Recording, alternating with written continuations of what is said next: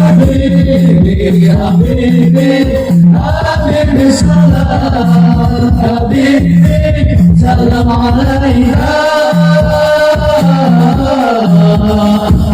حبيبي مولا حبيبي سلام عليك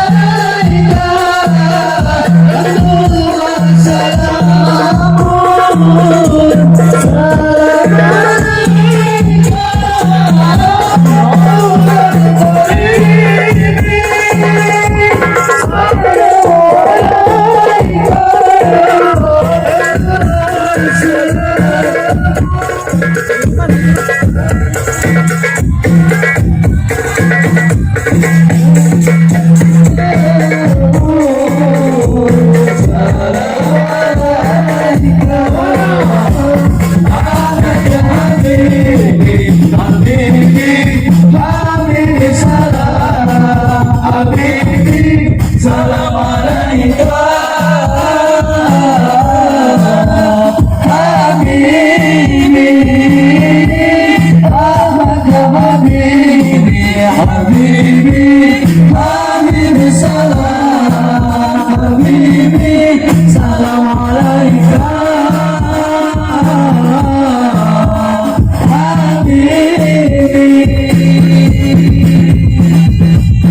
Allah salli wa sallim wa barik. Ya, moga pakai yang seluas-luasnya, mohon diberikan ilmu bagi jamaah-jamaah kami, mudah-mudahan diberikan keberkahan. Dari kami sekian, terima kasih, mohon maaf atas segala kekurangannya. Wallahul muwaffiq ila aqwamit thoriq. Assalamualaikum warahmatullahi wabarakatuh.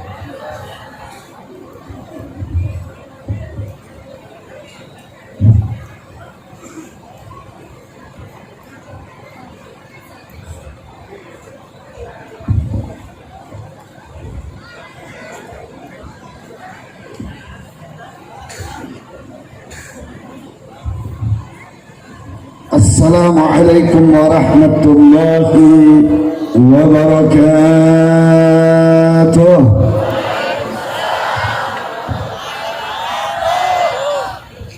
Alhamdulillah alladhi faddala al-mujahidin 'ala al-qa'idin darajah.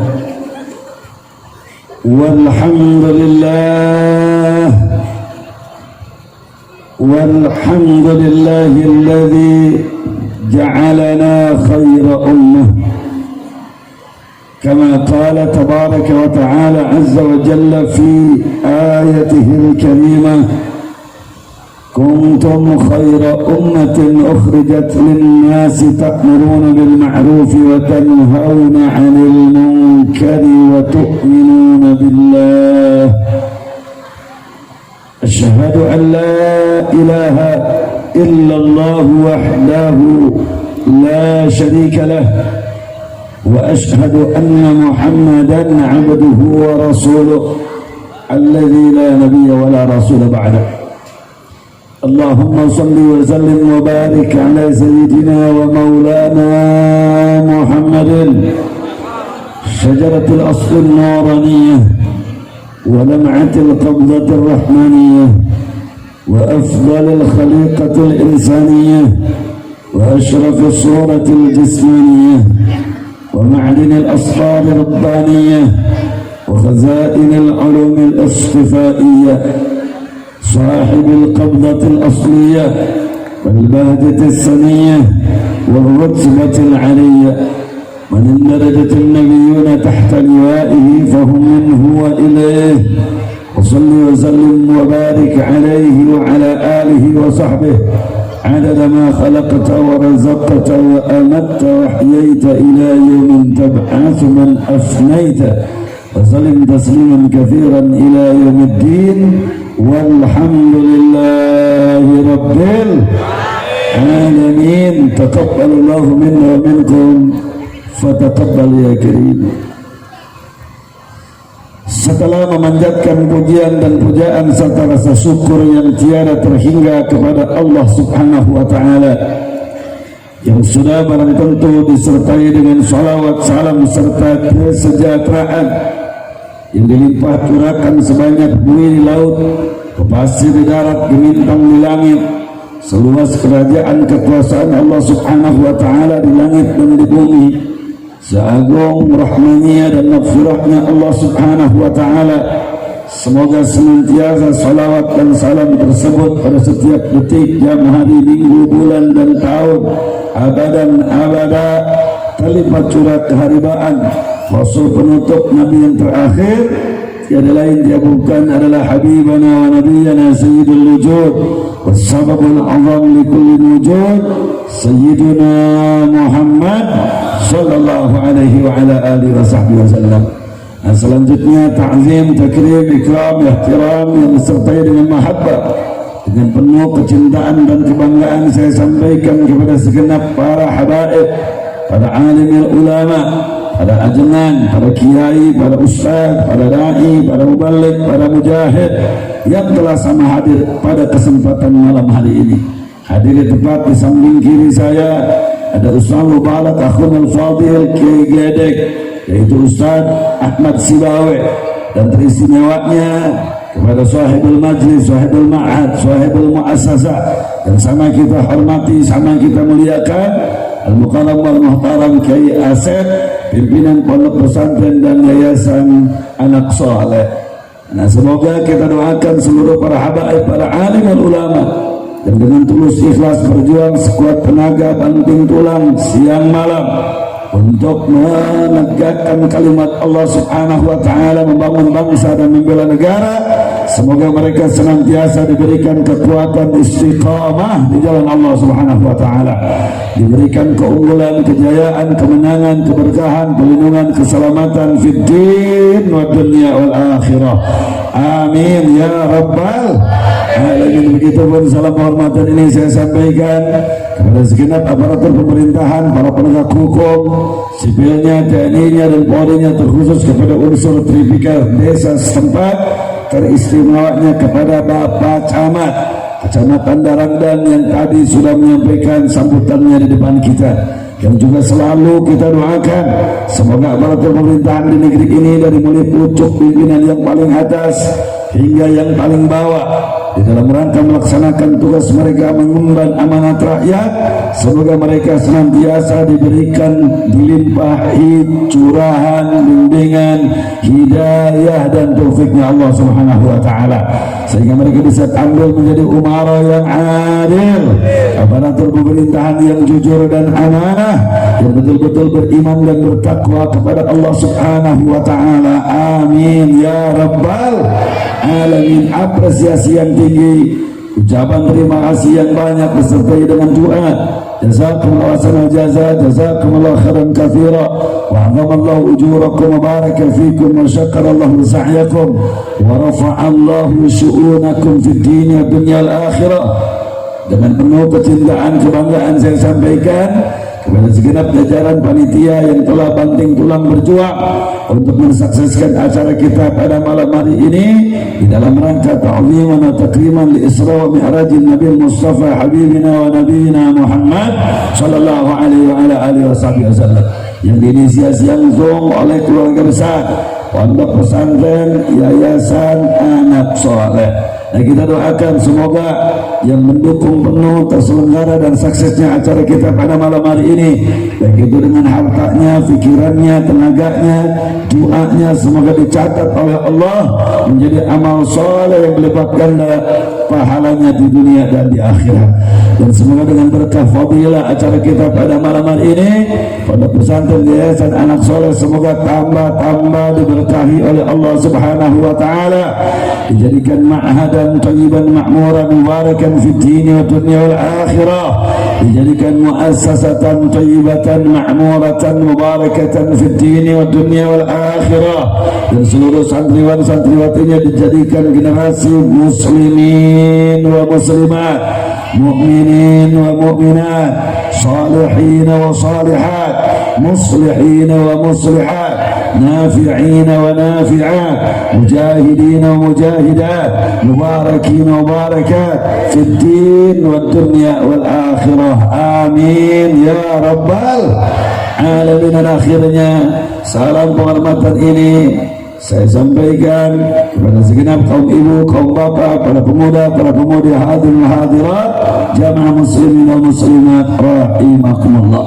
Nah, saya doakan semoga semua yang hadir di tempat ini dari awal pergi sampai kembali, kehadiran dan kebersamaan kita pada malam hari ini semoga dijadikan asbab yang qawiyah, wasilah yang mustajabah, agar tidak keluar satupun kita dari tempat ini kecuali dosa pada saat kita digugurkan, diampunkan, dihapuskan oleh Allah Subhanahu wa taala, sehingga tidak keluar satupun kita dari tempat ini kecuali keluarnya kita seperti keluarnya bayi dari rahim ibunya tanpa membawa dosa sedikit pun di sisi Allah Subhanahu wa taala.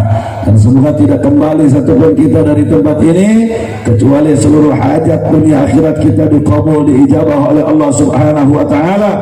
Dan semoga kebersamaan kita pada malam hari ini dijadikan perisai, dijadikan pagar, dijadikan benteng agar seluruh mara petaka, mara bahaya, bencana, baik itu yang berupa penyakit, baik itu berupa bencana alam, semoga dengan kebersamaan kita pada malam hari ini dijauhkan oleh Allah Subhanahu wa taala seperti jauhkannya timur dari barat, selatan, utara, langit dari bumi, sehingga segala bentuk mara bahaya, petaka, bencana tidak menyentuh kepada kita sedikit pun, kepada seluruh anak kita, keturunan kita ila yaumil qiyamah, kepada umat Islam dimanapun mereka berada, karena ada di dalam perisai dan penjagaan Allah Subhanahu wa taala. Amin ya rabbal alamin. Kita baca salawat bil qulub, setuju semuanya? Kita baca salawat bil qulub, setuju semuanya? Semoga dengan berkah salawat bil qulub ini mara bahaya virus corona segera dicabut, diangkat oleh Allah Subhanahu wa taala dari negeri kita dan dari negeri-negeri kaum muslimin. Dan semoga virus corona itu tidak menimpa kecuali kepada orang-orang yang zalim terhadap Islam dan kaum muslimin, yang zalim terhadap para mujahidin, yang zalim terhadap para habaib dan ulama-ulama yang istiqamah di antara ulama kaum muslimin. Amin ya rabbal alamin. Semuanya teriak Allahumma shalli ala sayyidina Muhammadin wa dawaiha wa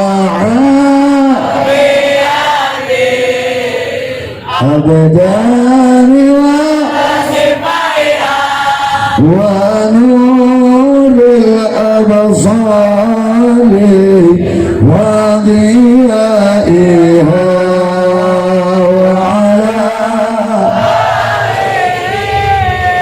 wasabihi baca penuh kehusuan kalbu, baca yang lantang penuh khusyuk kalbu. Setuju semuanya? Mumpung kita menjelang tengah malam, menjelang saat-saatnya diijabah doa kita oleh Allah di majlis yang mulia ini, semuanya teriak Allahumma salli ala sayyidina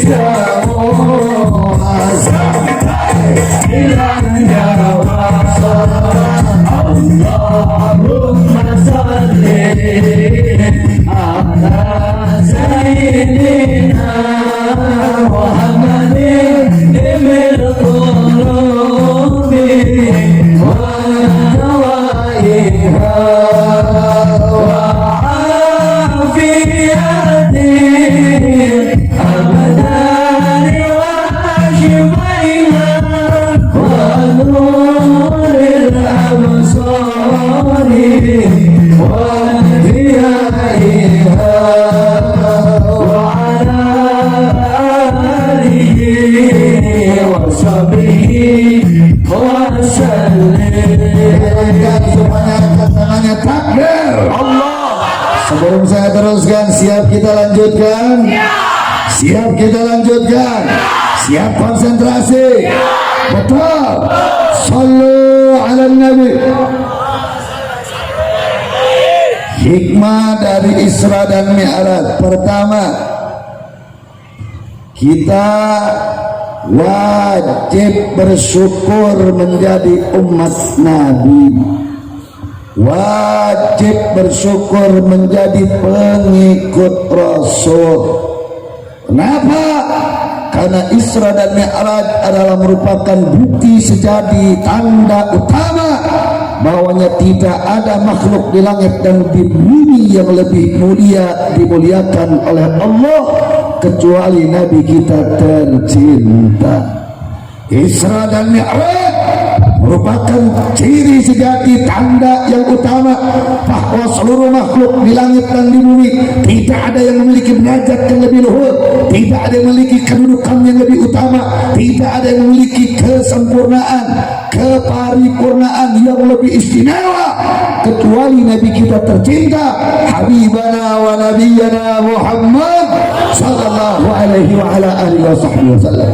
Dengan dimi'rajkannya Nabi alaihi salatu alaihi wasallam hingga sampai ke Sidratul Muntaha, bahkan sampai malaikat Jibril alaihi salam pun tidak mampu untuk menginjakkan kakinya ke Sidratul Muntaha. Itu menunjukkan, itu membuktikan bahwa tidak ada makhluk Allah di langit dan di bumi yang lebih utama, yang lebih istimewa kecuali Nabi kita tercinta. Saudara, sebenarnya kalau begitu bangga menjadi umat Nabi, bangga apa tidak? Saya betul yakin aing bangga menjadi umat Nabi, bangga menjadi pengikut Rasul, siap perjuangkan syariat Nabi, siap junjung tinggi ajaran Nabi, siap berjihad untuk tegakkan syariat Nabi. Takbir. Itu yang pertama.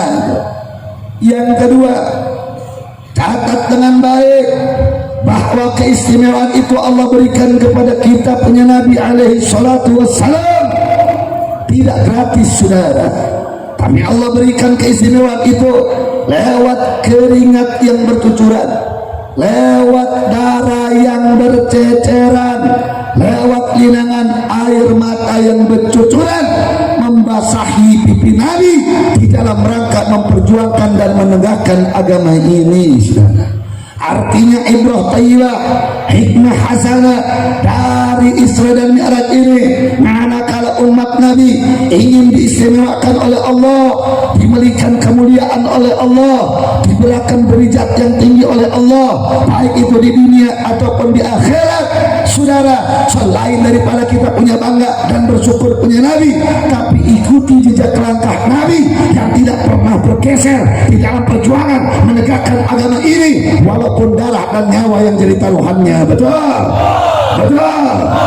Jadi kalau mau diistimewakan oleh Allah, diberikan derajat yang tinggi oleh Allah, diberikan saudara kemuliaan oleh Allah dunia dan akhirat, syarat mutlaknya saudara ikuti syariat Nabi, perjuangkan ajaran Nabi, dan tegakkan agama Nabi. Betul, betul. Kira-kira saya sampaikan sampai poin ini jelas apa jelas? Kalau paham apa paham? Paham apa paham? Baik, saudara, kita lihat. Kenapa saya katakan itu? Karena Isra Mi'raj kita punya Nabi dilatar belakangi dengan sebuah tragedi yang cukup membuat sedih hati Nabi. Karena Isra dan Mi'raj Rasul dilatar belakangi dengan duka nestapa, duka lara yang tiada tara yang menghunjam jiwa Nabi kita tercinta. Kenapa? Karena saudara, tahun sebelum Nabi diisrakan, tahun sebelum Nabi dimi'rajkan, tahun tersebut disebut dengan Amul Huzni, tahun yang penuh dengan kesedihan, tahun yang penuh dengan duka lara, tahun yang penuh dengan duka nestapa. Kenapa? Karena pada tahun tersebut Nabi ditinggalkan wafat oleh kedua manusia yang menjadi benteng perjuangannya tercinta, saudara. Siapa? Yang pertama belahan nyawanya, istrinya tercinta Sayyidah Khadijah radhiyallahu taala anha. Yang kedua adalah paman Abu Thalib yang menjadi perisai dan benteng perjuangan Nabi saat itu, saudara. Kita lihat bagaimana perjuangan Siti Khadijah radhiyallahu anha. Hartanya beliau termakan untuk perjuangan agama, nyawanya beliau relakan untuk perjuangan agama, saudara. Beliau menghantarkan makanan minuman setiap pagi dan sore ke haribaan Nabi di saat Nabi berkhutbah di Gua Hira, sampai saudara kakinya tertusuk duri, batu-batu yang tajam naik turun gunung, saudara. Dan siapa yang memeluk Nabi di saat Nabi, saudara, menggigil kedinginan, meriang di saat saudara Nabi mendapatkan wahyu daripada Allah? Siapa yang menyeka air mata Nabi? Siapa yang menghilangkan duka lara Nabi di saat Nabi dicaci maki, diancam, diteror? Kalau bukan Sayyidah Khadijah radhiyallahu anha saat itu. Pada saat itu Sayyidah Khadijah radhiyallahu anha wafat, meninggalkan. Bahkan catat bu, catat pak, salah satu ciri sejati daripada keikhlasan kesukarelawan Khadijah radhiyallahu anha, sebelum wafat beliau berkata kepada kita punya Nabi, ya Rasulullah, andaikan aku wafat duluan, andaikan aku mati duluan, andaikan aku menghadap kepada Allah terlebih dahulu mendahului engkau wahai Nabi, dan engkau sedang berdakwah dan aku sudah berada di liang-liang kubur, engkau sedang berjihad, engkau sedang menyebarkan agama yang mulia ini, lantas kau menghadapi sebuah parit, sebuah sungai, sebuah selokan di mana di situ tidak ada jembatan, sehingga engkau tidak mampu melewati jembatan tersebut karena tidak ada jembatan, tidak bisa melewati sungai tersebut. Kau gali kuburanku, kau ambil tulang belulangku, jadikan jembatan, injak tulang belulangku agar kau sampai kepada tujuan untuk menegakkan dakwah, saudara. Subhanallah. Bukan hanya hidup Khadijah radhiyallahu ta'ala dipersembahkan untuk Allah dan Rasul, bahkan tulang belulang yang sudah di dalam tanah beliau ikrarkan untuk Allah dan Rasulnya, manakala beliau sudah menjadi tulang belulang di dalam tanah yang mulia. Subhanallah. Kira-kira jelas apa jelas? Halo, jelas apa jelas? Jadi dari mulai malam hari ini, coba hijrahkan pikiran kita dari dunia kepada akhirat, dari urusan pribadi keluarga kepada urusan umat dan agama. Betul? Betul. Yang sehari-hari 24 jam mikirnya cuma pribadi keluarga, pribadi keluarga, pribadi keluarga. Tingkatkan saudara pemikiran kita, bukan cuma pribadimu, bukan cuma keluargamu, tapi pedulilah terhadap agama dan bangsa serta negaramu. Betul? Betul gak? Saya bertanya santri-santrinya, semuanya siap perjuangkan syariat Nabi? Siap perjuangkan syariat Nabi? Jangan seperti umat Islam yang egois. Saya bertanya, kebanyakan ini 24 jam sehari semalam kita ingat dunia atau apa akhirat? Kebanyakan hari ini ingat dunia apa akhirat? Kebanyakan orang ingatnya pribadi apa agama? Keluarga apa umat? Keluarga apa umat? Contoh, saya kasih contoh simpel. Bu, mana si ibu teh, Bu? Ibu misalnya esok salaki datang di tempat gawe, bawa duit pengelopating 10 miliar. Amin, siapa gitu. Kalau ada istri datangnya semuanya balik kerja bawa duit 10 miliar, lo makna ya inget nak naon dunia apa akhirat? Lo banget mesti diinget imah atau masjid? Lo banget inget mesti di omehan karpet masjid apa karpet imah? TV apa membran? TV apa membran masjid? Betul. Oh, pasti. Bagaimana mau dimuliakan oleh Allah? Contoh lagi, saya bertanya nih, awalnya mau cai keajengan minta didoakan kulantaran tokoana sepi telaris-laris ayah dan nabi loba, ayah dan nabi loba. Awalnya mau cai minta keajengan ke ulama minta didoakan kulantaran salakin hayang nyanu, ayah dan nabi loba, ayah dan nabi loba. Tapi awalnya mau cai, ya awalnya mau cai keajengan minta diistiqomahkan ke berjuang membela agama, ayah ada nabi jarang, Aya tarawe jarang. Anu tahajud cerik malilian kulantaran teu boga duit, loba hutang, aya tarawe loba. Aya tarawe loba. Tapi nu kieu ya Bu sok tahajud tara osok. Ibu sok Senin Kemis osok. Salat dua osok. Kunaon ibu sok tahajud Kiai? Abdi teu periheur ini ke Jakarta milu demo keur nanjeurkeun amar ma'ruf teu bisa. Da kulantaran abdi pangawakan awewe erek infak sodako oge ngabekalan jelema anu tarurun ke Jakarta erek dakwah jeung amar ma'ruf teu bisa. Ngagantina teh ku tahajud deui ku doa. Ngagantina teh ku puasa Senin Kemis didoakeun mudah-mudahan ini selamat balik selamat bareng moal berkah ti Gusti Allah. Nu kitu aya teh nabi jarang. Jauh kompak aya teh nabi jarang. Aya teh nabi jarang. Nah, makanya saudara saya bertanya, kalau misalnya sawah ya mah ya, sawah aya anu minakeun galengna tong gede teh 2 meter. Ngadat atau nabi henteu? Ngadat atau nabi henteu? Ngadat henteu? Oh, mawa bedog, mawa parang. Tapi lamun agama dirempok, tapi kalau saudara nabi dipalsukan, saya bertanya, anu ngadat aya atau nabi jarang? Yang marah ada apa jarang?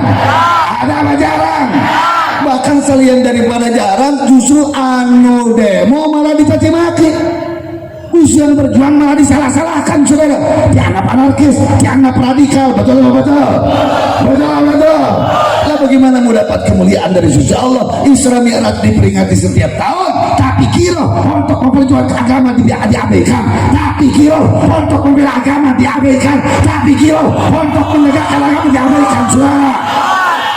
Makanya saya ingin ingatkan, Nabi diberikan keistimewaan, Nabi diberikan derajat yang tinggi sampai dijemput oleh Allah Subhanahu wa taala lewat malaikat Jibril alaihi salam dari Masjidil Haram ke Masjidil Aqsa, diangkat ke Sidratul Muntaha adalah karena keistiqomahan Nabi, karena kegigihan Nabi, karena keteguhan Nabi, karena ketegaran jiwa Nabi. Ditawari dengan emas, permata, jabatan, wanita, saudara, Nabi tidak tergiur. Bahkan ketika diancam diteror, diancam diintimidasi, bahkan diancam dibunuh. Saya bertanya, Nabi berhenti berjuang apa tidak? Nabi kapok berjuang apa tidak? Nabi mundur berjuang apa tidak? Betul. Makanya Nabi Allah mengutus malaikat Jibril alaihissalam untuk menjemput Nabi kita tercinta dari Masjidil Haram ke Masjidil Aqsa, diangkat oleh Allah ke langit ke-7. Alhamdulillah. Kira-kira jelas apa jelas? Dua. Jadi yang pertama, ingat kita mesti bersyukur jadi umat Nabi, karena Nabi makhluk Allah yang paling Allah muliakan. Dua, ingat kemuliaan itu Allah datangkan sebabnya adalah keistiqomahan Nabi. Betul? Betul enggak? Keistiqomahan dalam apa? Di dalam memperjuangkan agama ini. Yang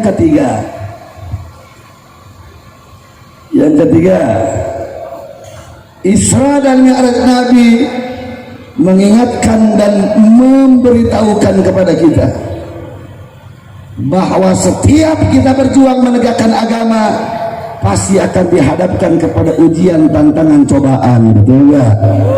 Makanya Nabi di dalam proses Mi'raj dipertemukan dengan Nabi Allah Adam alaihissalam, Nabi Allah Nuh alaihissalam, Nabi Allah Ibrahim, dan seluruh para nabi, para rasul alaihissalam yang lain. Untuk apa? Linuriyahu min ayatina, untuk Allah tunjukkan sebagai tanda-tanda kekuasaan Allah. Seolah-olah umat Islam, manakala kalian menjadi pendosa, manakala kalian banyak kesalahan, jangan kecil hati, asal kau bertobat kepada Allah sebagaimana Allah menerima tobatnya Adam alaihissalam, Allah pun pasti akan menerima tobat kalian. Betul? Manakala kalian memperjuangkan agama, lantas saudara kalian dicaci maki, dicemoohkan, jangan kaget. Karena jangankan kalian, Nabiullah Nuh alaihissalam, jangankan masyarakat jauhnya, istri dan anaknya pun tidak beriman. Betul. Ketika kalian menghadapi musuh, saudara, rezim sezolim apapun, jangan kecil hati. Sebelumnya Nabi dan Rasul pernah dihadapkan kepada siapa? Musuh-musuh mereka. Nabiullah Ibrahim alaihissalam dihadapkan dengan Namrud laknatullah alaih. Nabi Allah Musa alaihissalam dihadapkan dengan Fir'aun laknatullahi alaih. Tapi Tapi saya bertanya jawab kompak nih, semuanya kompak orang daranda. Manakala hak dan batil dipertemukan, manakala hak dan batil diberhadap-hadapkan oleh Allah, yang pasti menang yang mana? Hak atau batil? Jika kita yakin aja, yang hak dengan yang batil diadu, yang pasti menang hak apa batil? Hak apa batil? Yang benar dan yang salah diadukan, yang pasti menang yang mana? Yang benar apa yang salah? Yang pasti menang yang benar apa yang salah? Yang pasti menang yang benar apa salah? Nabi memberitahukan kepada kita, lihat Nabi Allah Ibrahim alaihissalam sendiri menghadapi Namrud sendiri. Namrud raja yang luar biasa, punya bala tentara jutaan, punya rakyat yang cinta kepadanya, saudara. Sampai dia mengaku Tuhan, saudara. Hebat, kekayaannya di mana-mana, tentaranya di mana-mana, rakyatnya luar biasa, negaranya besar, saudara. Dihadapi hanya satu orang saja, Nabiullah Ibrahim alaihissalam. Cuma sayang sejuta sayang, Namrud bawa batil, Nabiullah Ibrahim alaihissalam bawa hak. Namrud salah, Nabiullah Ibrahim benar. Mana yang dicelakakan oleh Allah? Namrud apa Ibrahim? Mana yang dilaknat oleh Allah? Namrud apa Ibrahim? Mana yang celaka? Namrud apa Ibrahim? Betul? Yakin? Takbir? Seperti juga Nabiullah Musa alaihissalam dihadapkan oleh Allah dengan Fir'aun dan bala tentara. Maaf Pak Bu sekalian, saya kuliah di Al-Azhar 5 tahun di Mesir. Ibu kota Mesir itu Kairo. Di Kairo itu ada satu kecamatan namanya Kecamatan Giza. Giza itu tempat dibangunnya piramidnya Fir'aun. Ada 3 piramid besar. Piramid itu yang paling besar tidak kurang tingginya dari 138 meter. Gali, tanah yang digali ke bawahnya tidak kurang dari 100 meter. Batu yang dibawa ditumpukan menjadi piramid segitiga sama kaki tersebut dari provinsi Aswan. Dari Kairo ke Aswan itu perjalanannya tidak kurang 14 jam kalau pakai kereta api cepat, saudara. Nah, dulu zaman Fir'aun belum ada kereta. Terus lagi batunya bukan batu kecil, batunya gede-gede ditumpuk tanpa perekat. Orang Jepang dengan teknologinya mencoba membuat piramid-piramidan di pinggir piramid-piramid yang dibangun sama Fir'aun. Tidak 2 tahun, setahun lebih, kurang dari 2 tahun hancur itu piramid bikinan Jepang, saudara, dengan badai padang pasir. Tapi ribuan tahun itu piramid yang dibangun sama Fir'aun, saudara, sampai sekarang masih bisa kita lihat.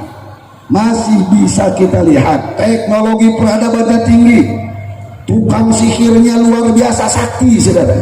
Ente kalau mau tahu kesaktian tukang sihir Fir'aun, ada seorang jenderal tangan kanan Fir'aun yang namanya Tutankhamun, dimakamkan, dimumikan, dimasukkan ke dalam peti, dibenamkan ke dalam tanah di provinsi Aswan. Setelah ribuan tahun itu peti mayatnya sudah ketemu sama arkeolog dari Prancis. Pas dibuka sudah di atas, dilihat di tulisan di petinya ada tulisan hieroglif zaman Fir'aun. Apa artinya? Siapa yang coba-coba membangunkanku, maka semuanya akan tewas, akan mati. Ketika dibuka tutup peti tersebut, keluar serangga purbakala, saudara. Bayangkan, serangga itu berarti hidup sudah beribu-ribu tahun. Karena kehebatan tukang sihirnya Fir'aun.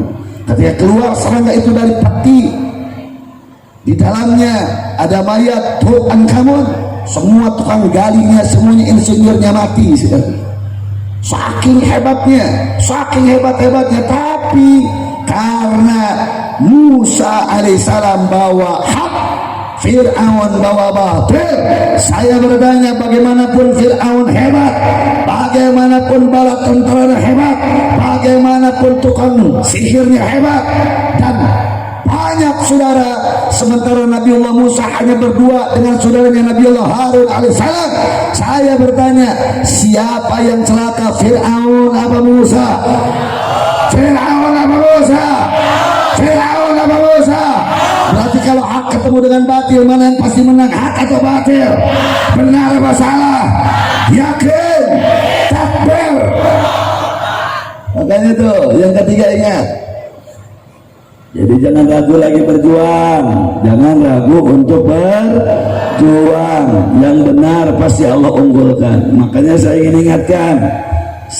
ingin ingatkan kepada semua yang anti ulama, kepada siapa yang anti perjuangan, baik itu pejabatnya, aparatnya, premannya, masyarakatnya, saya ingin ingatkan, kalian jangan lawan kebenaran yang datang dari Allah. Kalian jangan petantang-petenteng di depan kebenaran yang didatangkan oleh Allah. Kalian jangan sombong di hadapan pasukan-pasukan Allah. Walaupun ormas-ormas Islam itu kelihatannya laskar-laskarnya krempeng, walaupun dai-dainya saudara kelihatannya kurang berilmu, walaupun saudara kekuatannya terbatas, tapi ingat, manakala mereka istiqomah di jalan Allah menegakkan agama Allah, di belakangnya bukan lagi mereka saudara, tapi siapa? Allah dengan para malaikatnya, yang ketika saudara dihadapkan kepada kalian, makanya akan melawan juga adalah bukan mereka pada hakikatnya, tapi Allah dengan bala tentaranya. Betul betul betul betul.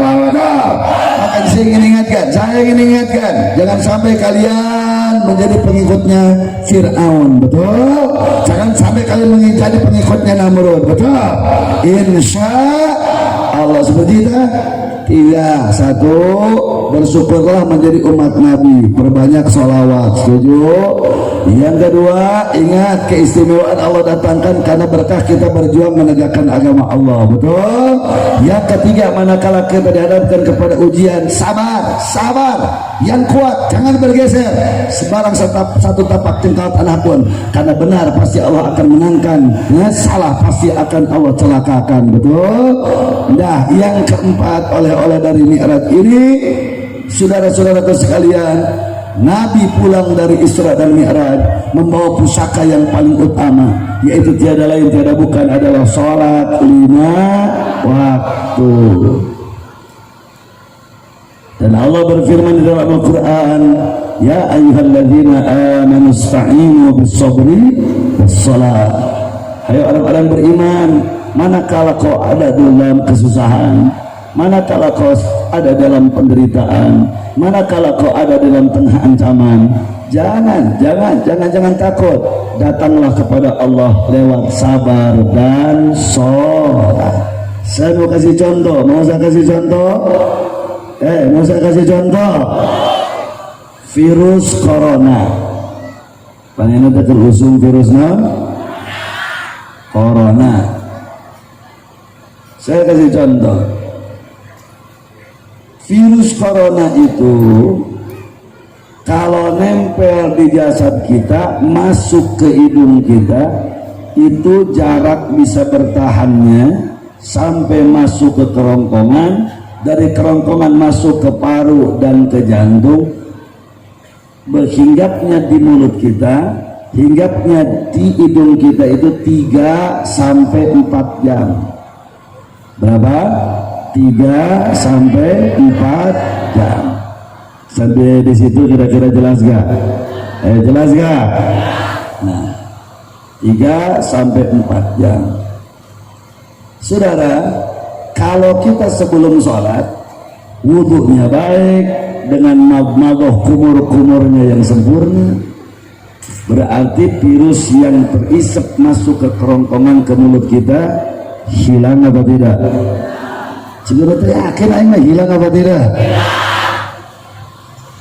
Kalau virus itu keisap ke hidung kita, lantas kita istinsyaq dengan istighfar. Istinsyaq itu apa? Santri kan tahu, ngambil air setelapak tangan kita isap dengan keras ke rongga hidung kita, lantas diistingfarkan, kita keluarkan kembali itu air dari rongga, dari lubang-lubang hidung kita. Dan ketika itu misalnya ada virus corona di dalam hidung kita, saya bertanya, keluar apa tidak? Keluar apa tidak? Keluar apa tidak? Berarti itu virus menjalar ke kerongkongan apa tidak? Menjalar ke paru apa tidak? Menjalar ke jantung apa tidak? Itu belum lagi dengan sholat, baru dengan wudhunya. baru dengan wudhunya, belum lagi sampai ke madmadah kumur-kumur, belum lagi sampai kemana, ke hidung ketika kita istinsak dan istinqar dalam wudhu, baru cuci tangannya saja. Kan kehebatan virus corona itu kalau nempel misalnya di dinding, kita usap dindingnya, nempel ke tangan kita. Kalau ente misalnya mau minjit tombol eskalator, lantas tombolnya itu pernah dipijit sama orang yang terkena virus corona, ketika ente pijit itu tanpa pelapis, maka virus corona bisa nempel di kulit ente. Itu 3-4 jam bertahan, saudara. Nah sekarang kalau kita wudhu, kan disunahkan sebelum wudhu itu membasuh tangan dulu, betul. Bukan cuma membasuh, yang disunahkan sampai tadlik, sampai dipijit-pijit di antara sela-sela jari-jari kita, saudara. 1-3 kali. Setelah kita yakin itu kedua telapak tangan kita itu dibersihkan, saudara, baru kita langsung kumur-kumur mengeluarkan semua. Nah, contoh kotoran virus itu yang dari rongga mulut, dari hidung, lantas ke muka, lantas ke seluruh anggota badan kita. Saya bertanya, kalau kita dengan wudhunya istiqomah, apalagi dawam wudhu, batal wudhu lagi, saya bertanya, berarti virus corona mengancam kita apa tidak? Jawab yang lompat, mengancam kita apa tidak? Mengancam kita apa tidak? Belum lagi ke sholatnya, baru wudhu saja sudah menjadi solusi. Makanya Allah berfirman, ya ayyuhalladzina amanu sta'inu bis-sabri was-shalah. Hai orang-orang beriman, manakala kau dihadapkan kepada tantangan, ujian, cobaan, penderitaan, saudara, kekhawatiran, gundah gundala, dan juga sekian banyak ketakutan, jangan kemana-mana, tinggal ambil air wudhu, tebar sejadah, sholat 5 waktu di awal waktu, dan ikuti sholat berjamaah dan dawam wudhu. Betul? Kira-kira jelas apa jelas? Jelas apa jelas? Jelas apa jelas? Kiai katanya kan sekarang majelis ulama keluarkan fatwa, pemerintah berikan maklumat, gak boleh sholat berjamaah di masjid, gak boleh sholat Jumat di masjid. Itu betul. Pada situasi kondisi bagaimana? Manakala di pusat konsentrasi banyak orang, saudara, itu sudah menjadi darurat corona, maka sholat Jumat boleh diliburkan, saudara, di masjid tersebut. Artinya sholat Jumat tidak dilakukan di masjid tersebut, dan sholat berjamaah pun boleh tidak dilakukan di situ. Betul? Ingat, itu untuk zona, untuk daerah, untuk masjid yang berada di daerah, di kota atau di kampung atau di kecamatan yang sudah darurat corona. Apa darurat apa? Darurat apa? Jangan maklumatnya misalnya di Masjid Raya Bandung diterapkan di masjid kampung di Darangdan. Oh, dah cenah da ieu meme di Gubernur Ridwan Kamil di Masjid Raya, temenan sholat Jumat, temenan sholat berjamaah. Berarti di kampung urang di Darangdan atuh sholat Jumat, teman bego. Itu kan kota, itu kan Masjid Raya pusat perbelanjaan, dan saat ini kota Bandung memang termasuk darurat corona. Makanya gubernur dengan majelis ulama keluarkan fatwa tersebut, tidak berhenti di situ. Jangankan gubernur, jangankan majelis ulama, saudara, Habib Rizik Syihab juga mengeluarkan instruksi yang sama untuk daerah-daerah yang sudah terindikasi darurat corona, seperti Depok, seperti Bogor, seperti Bekasi, seperti Tangerang, saudara, seperti kota Bandung yang sekarang ini pada 2 hari kebelakang diberitahukan, saudara, Kabupaten Bandung sama. Maka sholat Jumat tidak dilakukan di tengah konsentrasi massa. Juga sholat berjamaah cukup di dalam masjid kalau tidak ada tempat dan waktu, tidak ada tempat untuk sholat berjamaah yang lepas dari ancaman virus corona. Betul? Itu bukan takut, itu bukan berarti kita tidak tawakal, tapi itu ikhtiar. Nah, manakala ada kota dipatwakan oleh pemerintah, dimaklumatkan oleh pemerintah, diberikan fatwa oleh majelis ulama bahwa itu adalah darurat corona, maka kita kita wajib meningkatkan tingkat waspada. Apa tadi itu? Apa tadi itu? Apa tadi itu? Bagaimana cara waspadanya? Suatu saat Sayyidina Umar bin Khattab radhiyallahu taala anhu sebagai Amirul Mukminin akan berkunjung ke negeri Syam, membawa menteri-menterinya, membawa pasukannya, mau berkunjung ke negeri mana? Negeri Syam. Nah, negeri Syam ini kalau sekarang Palestina, menjelang ke perbatasan antara Syam dengan negeri-negeri yang disinggahi oleh Sayyidina Umar bin Khattab radhiyallahu taala anhu, ada yang memberitahukan bahwa di Syam, bahwa di Palestina sedang merebak sebuah virus yang membuat wafat tidak kurang dari ribuan umat Islam saat itu. Maka Sayyidina Umar bin Khattab radhiyallahu taala memanggil gubernur Syam ke perbatasan, lantas bermusyawarah. Lantas ada seorang sahabat Nabi yang menyampaikan sebuah hadis Nabi, di mana ada satu negeri, ada satu kampung, ada satu kota yang terindikasi merebak wabah sebuah virus yang bisa menimbulkan penyakit pandemik. Penyakit pandemik itu cepat menular dan menyebabkan kematian massal. Nah, maka diterapkanlah aturan yang dari luar negeri itu tidak boleh masuk, yang sudah terindikasi kena tidak boleh keluar. Itulah yang disebut dengan lockdown hari ini. Jadi lockdown itu sudah ada zaman para sahabat, sudah ada zaman Nabi, sudah ada. Bukan berarti tidak tawakal, justru itu adalah proses ikhtiar. Jelas apa jelas? Jelas apa jelas? Kira-kira yang saya sampaikan jelas apa tidak? Jelas apa tidak? Lamun di Narandana di kampung di desa di acan terkena virus corona. Nah, terus masjid jami di situ diadakan sholat berjamaah Jumat. Kira-kira libur Jumatan apa jangan? Libur apa jangan? Libur apa jangan? Awas yang bilang libur. Hah? Tapi lamun entreknya bakal kota Bandung, angka sholat Jumat di masjid raya, bari selfie-selfiean di masjid raya, boleh apa tidak? Boleh apa tidak? Boleh apa tidak? Karena sudah terindikasi darurat corona. Kira-kira jelas? Nah, ada sebuah hadis, ya. Ini anak-anak santri, bapak sekalian, ini kenapa saya terangkan? Karena biar nggak jadi fitnah. Su'ilan nabiyyu 'anit ta'un. Nabi pernah ditanya tentang ta'un. Ta'un itu apa? Satu virus yang bisa menimbulkan penyakit pandemik yang cepat menular dan menimbulkan kematian massal. Itu tuh masuk ke dalam kategori ta'un. Virusnya erek corona, erek kolera, erek toyota, itu mengesawodo. Yang jelas sebuah virus yang bisa menimbulkan penyakit pandemik dan menimbulkan penyakit kematian massal, makanya sah untuk dikatakan ta'un. Bagaimana Nabi menjawab tentang ta'un, saudara? Faqala, maka bersabdalah dan menjawablah Nabi kita tercinta Sayyidina Maulana Muhammad sallallahu alaihi wa ala alihi wasallam, innahu, sesungguhnya penyakit tersebut, virus tersebut, ta'un tersebut, karena adalah merupakan azab yab'atsuhullah, yang Allah datangkan liman yasha, kepada siapapun yang Allah kehendaki.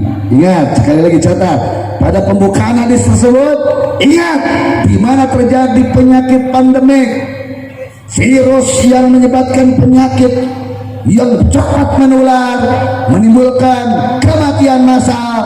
Pada saudara ucapan Nabi yang pertama, ingat, itu adalah azab yang Allah utus kepada orang-orang yang Allah kehendaki. Sampai di situ jelas apa jelas? Halo, jelas apa jelas? Tapi bagi kita orang-orang beriman, di penghujung hadisnya Nabi meneruskan, wa rahmatan lil mu'minin, dan Allah jadikan penyakit virus itu adalah rahmat bagi orang-orang yang beriman. Berarti azab bagi kafirin, azab bagi musyrikin, azab bagi munafikin, azab bagi fasikin, bagi orang-orang beriman yang istiqomah dengan keimanannya. Itu adalah merupakan rahmat yang Allah datangkan kepada orang-orang beriman. Betul apa betul? Betul apa betul? Jadi apa perlu kita terlalu takut? Perlu apa tidak? Apa perlu kita terlalu takut? Perlu apa tidak? Jangan kalah, jangan terlalu takut. Jangan terlalu takut. Tidak berhenti di situ. Di penghujung habisnya Nabi melanjutkan, wa an laisa min abdin, dan tidaklah ada seorang hamba Allah yang beriman, yusibuhu, yang terkena dengan penyakit taun tersebut atau virus corona kalau hari ini, fayamkuthu fi baladihi sabiran fayamut kutibalahu ajru syahidin, maka tiadalah seorang hamba Allah dari orang-orang beriman yang terkena virus tersebut, positif terkena virus corona, lantas dia berdiam diri di kampungnya agar tidak menular kepada orang lain, berdiam diri mengisolasi di dalam rumahnya, tidak keluar ke pasar, tidak keluar ke kebun, tidak keluar kemanapun saudara, agar itu virus tidak menyebar kepada saudara-saudaranya.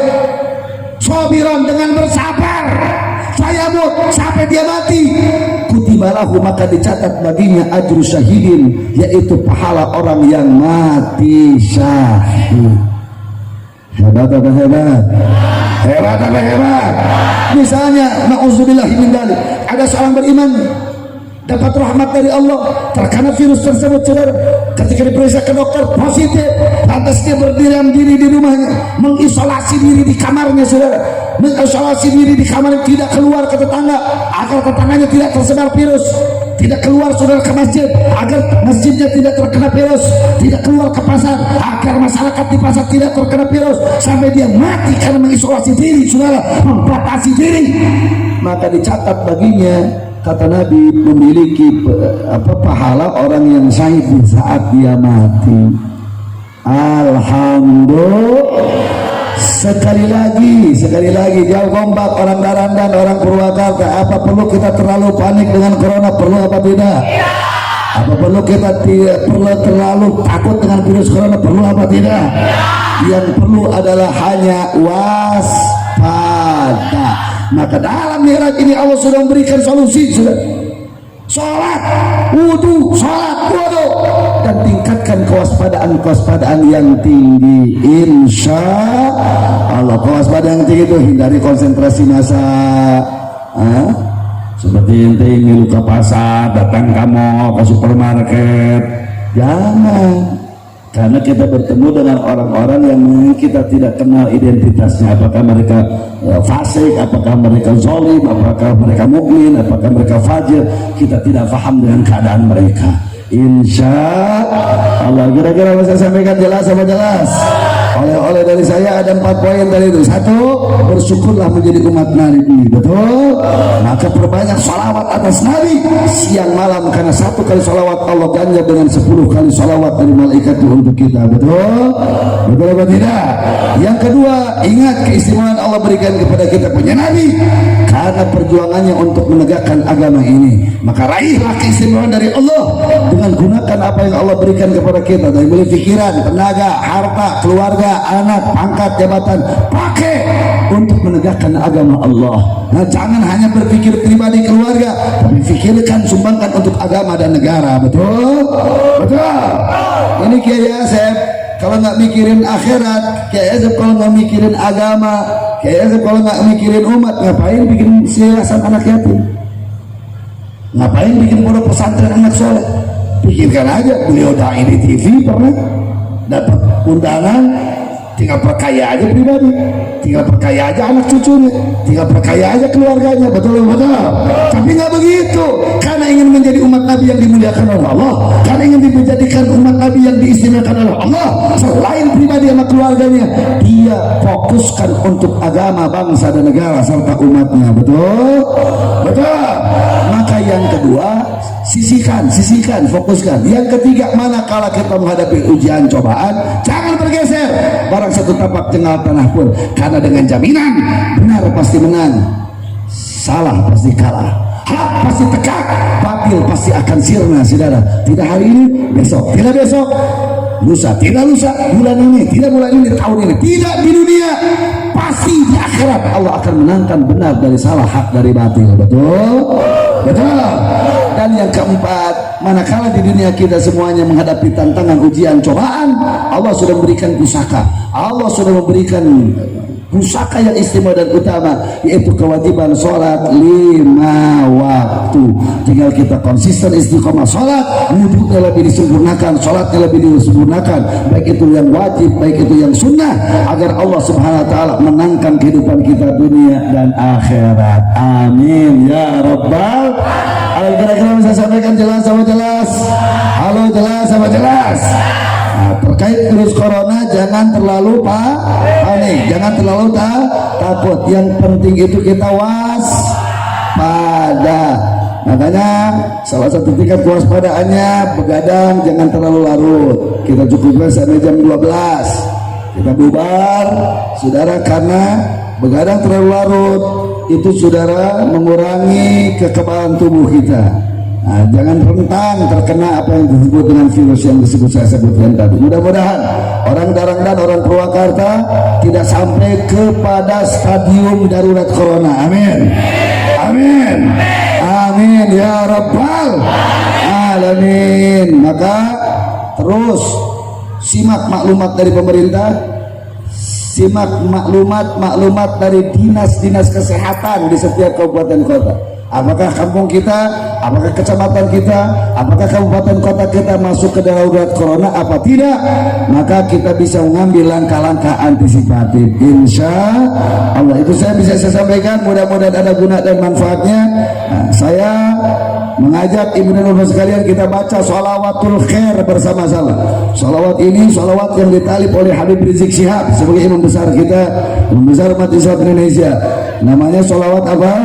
Sholawatul khair. Mudah-mudahan dibacakan pada malam hari ini. Sholawat ini semoga menjadi kunci pembuka setiap pintu dan jendela keberkahan dunia dan akhirat, menjadi gembok penutup rapat-rapat setiap jendela dan pintu kemudorotan dunia dan akhirat. Sekaligus bagi yang belum dapat ijazah, semoga ini menjadi ijazah pada malam hari ini. Yang belum dapat tulisannya, silakan datangi markas-markas FE, ada tulisan-tulisannya. Atau mau direkam saat ini malam ini untuk dihafalkan, silakan. Semua baca dengan khusyuk, khudu qalbu kita semuanya hadapan Allah Subhanahu wa taala. Bismillahirrahmanirrahim. Nah, bagi santri yang mau menghafalkan silakan rekam ya, bagi ibu bapak sekalian. Bismillahirrahmanirrahim. Allahumma ya waliya kulli khair wa ya mu'tiyan likulli khair wa ya mutafaddilan bikulli khair salli ala sayyidina Muhammadin imami ahlil khair salatan taftahu lana biha abwaba kulli khair wa tughliqu alaina biha abwaba kulli dhair wa ala alihi wa sahbihi wa atba'ihi adada kulli khair. Bismillahirrahmanirrahim.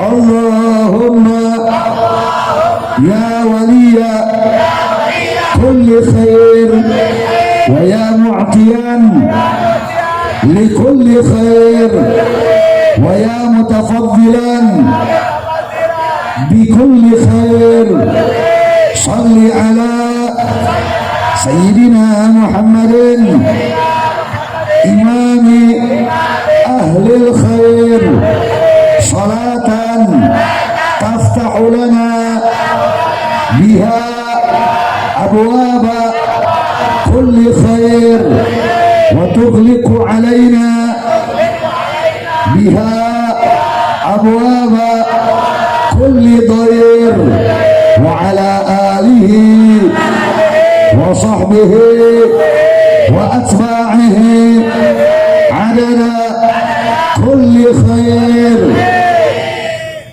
Sekali lagi khusyukan kalbunya dengan khudu. Semoga sekali lagi salawatul khair yang kita baca ini Allah jadikan kunci pembuka setiap jendela dan pintu gerbang kebaikan dunia dan akhirat, keberuntungan dunia dan akhirat, kemaslahatan dunia dan akhirat, keuntungan, kemuliaan dan kemenangan dunia dan akhirat.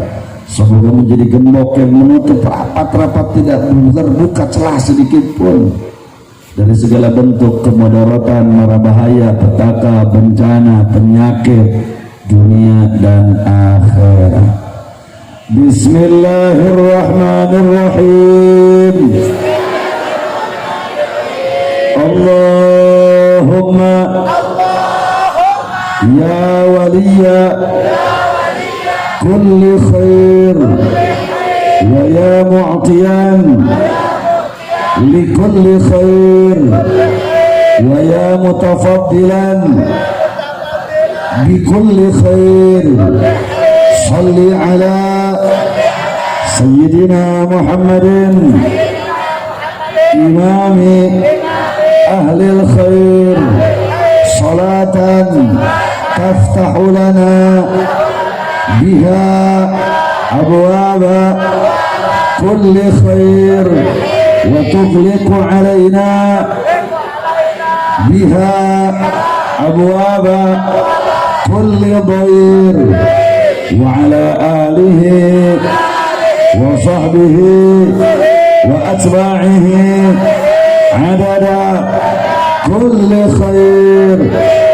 Ajazullakum kama ajazani Sayyidul Habib Muhammad Aziz bin Zaid bin Syahab bi khairatid dunyawiyah wal ukhrawiyah wal hisniyah wal ma'anawiyah.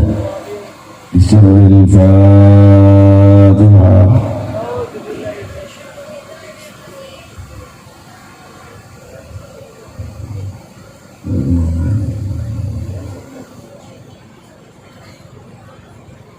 Baik, sebelum saya turun dari panggung ini, ada panitia menggelar sorban, kita salawatan bersama-sama. Setuju? Setuju? Masih ingat gak qasidah saya tentang berjihad yang wahai para pejuang, saatnya kita bertandang, genderang perang telah datang, ayo sambut dengan riang. Belum pada hafal nih sampai di sini. Banyak semuanya salawatnya. Maula ya salli wa sallim